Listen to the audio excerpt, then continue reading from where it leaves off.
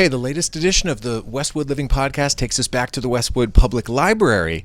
And this is a first for me, ladies. This is the first time that I've used 3 microphones. So on microphone 1, obviously Tom Leyden. On microphone 2 is Erin Hayes. Hello. Hello.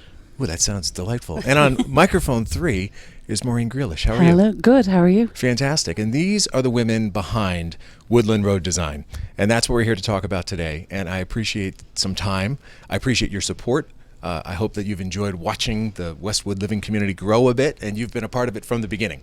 So a heartfelt thank you from me to both of you for your support. You're welcome. Yeah, it's fun. And how has the business changed, grown, evolved in the last year?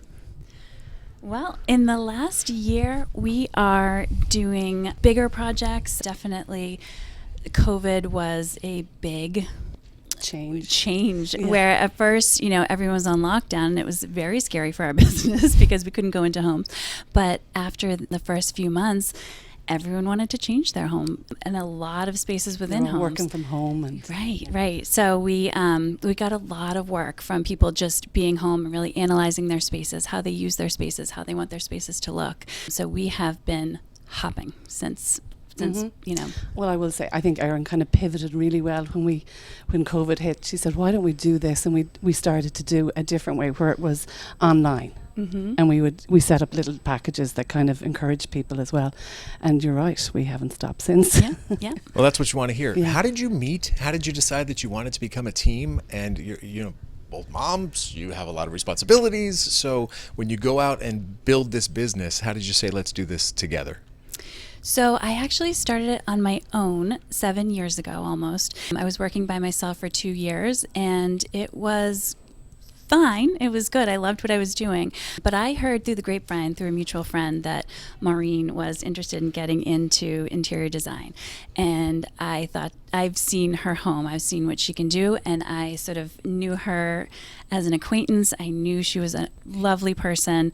And I knew that she had a really keen eye for this. So I thought to myself, why don't we collaborate instead of compete? Why don't we do this together? So we talked and we figured it out, and we decided it would be a good fit. Our styles are, not identical, but in sync enough that we work together really well. And we do. I've learned an awful lot. Erin had kind of literally opened the door for me where, I can't even imagine now going on my own after learning all I have from Erin, and it's been great. I feel like every day I'm learning something new. Yeah, it's much more fun to have a partner. Yeah, we can bounce ideas off each other, and sometimes problem solving, things like that. It's really been resources, great. Everything. Yeah. This is going to be relatively easy for me because I'm going to have each of you speak about the other, because usually people don't like to talk about themselves. Right. So I'll say this. What do you think are your strengths? What sets you apart? And why don't I have you, Maureen, talk about Erin and what she brings to the party that stands out to you?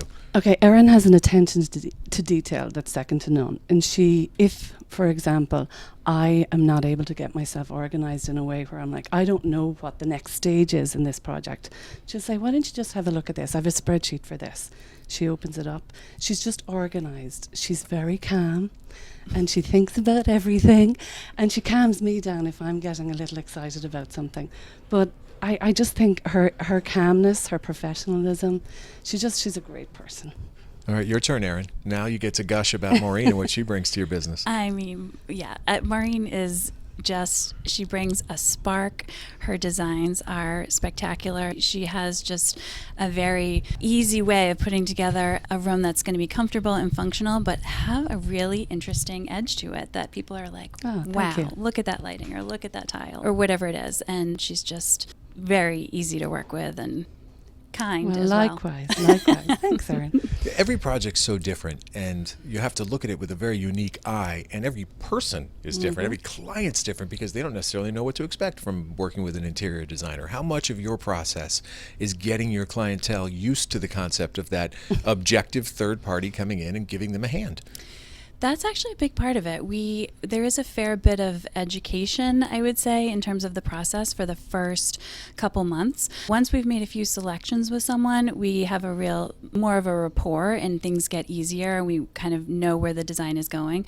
But in the beginning, we're not the type of designer who comes in and says, this is what you need to do for your space. We take a lot of client input in the beginning so that we can can really figure out what is going to reflect the client in a way that is all pulled together and looks nice. So I would say there is a fair amount of upfront sort of process to that. And again, you kind of learn from what you've done in the past. What worked for one client isn't going to work for another client, but you kind of learn how to approach a client. Some things are emotional. There's a chair in the corner that they really want to use, and you're, where am I going to put that? Some things are emotional, so you have to kind of take all of that into consideration. But function's a big part of, we want it to look great, we want it to look pretty, but function's a huge part of what we do as well. How it's going to function for the family. Just watching your Instagram account and seeing the designs go from point A to point B is amazing, because you see a complete transformation. And for somebody who knows nothing about interior design, it's just been eye-opening to watch it, and very impressive. So that is for the record, by the way.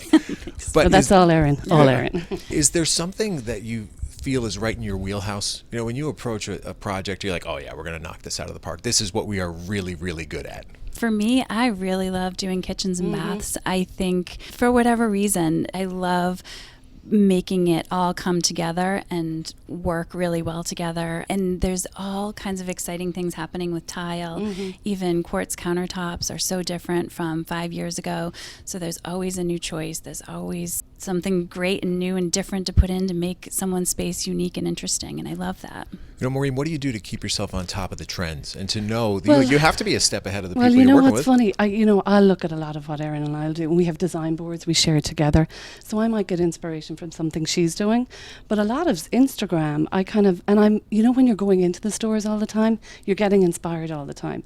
So I'm always looking on Instagram. I'm always looking at different fabrics, and to Erin's point about doing kitchens, I love that. I love seeing how a family functions and what makes the house work, and then making it aesthetically pleasing. So I love a living room as well, and seeing how I can bring the personalities into the room and make it work for everybody. Erin, going back to where you started saying that you did this for 2 years by yourself, how different did it make your day-to-day knowing that you had that second set of eyes, just another set of ears even, to throw some concepts by and say, what do you think? I mean, it's the best. I'm doing a project now with a builder where it's 18 units, and it's amazing because I get to put together what I like and what I would do. But I ran that all by Maureen and said, do you think this all and it was works? Gorgeous, So it's a very individualized business. I don't have 10 friends in the interior design business to run things by. So to have her, I have